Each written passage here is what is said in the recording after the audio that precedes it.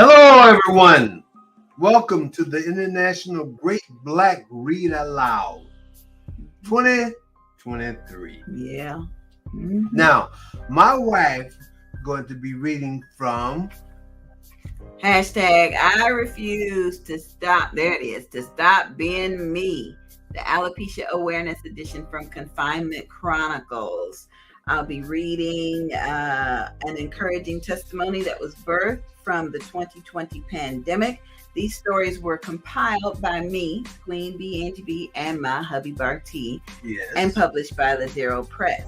Now, this portion of the International Great Black Read Aloud talks about love, grief, and transition. We'll start with page 35, a story written by our buddy up in Michigan, Uniqua Leak. Uniqua was a model in our alopecia fashion show when we took the show to Michigan. And Uniqua was just with us this past December when we did our book signing up there. So Uniqua, this one's for you, honey. This one's for you. But I couldn't think of any other way to describe love, grief, and transition than from her words. Because, you know, when you're 6 years old, you love everything. You love your dog, you love your plant, you love, you know. And then the grief of losing your hair hits differently with different people. And then the transition to where Uniqua is now. So I hope you guys think this story is fitting for love, grief, and transition, because I did, and hubby did too. And I do. Okay. So I'm just going to read portions of her story. She begins with, I am Uniqua Leak from Detroit, Michigan, and I have been living with alopecia for 23 years. I was 6 years old when round black patches of my hair began to come out. At this time, I really did not understand what was happening, and this did not immediately have an effect on me. I still had a good length of hair. It was thick, curly, and my hairstylist was able to cover the bald spots with various styles. But then my grandmother wanted to find out the cause for my hair loss. 6 years old.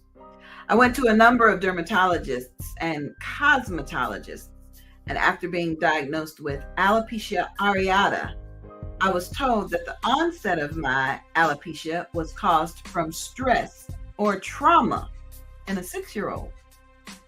Grief. I got older, kids got meaner, treatments got higher in cost, and my hair began to come out faster. I was suggested that I try a more evasive treatment known as cortisone injections. As a grade school child, I was unwilling to undergo such an invasive procedure because this involved injections in my scalp. I mean, 5, 6, 7-year-olds don't like needles no way, much less.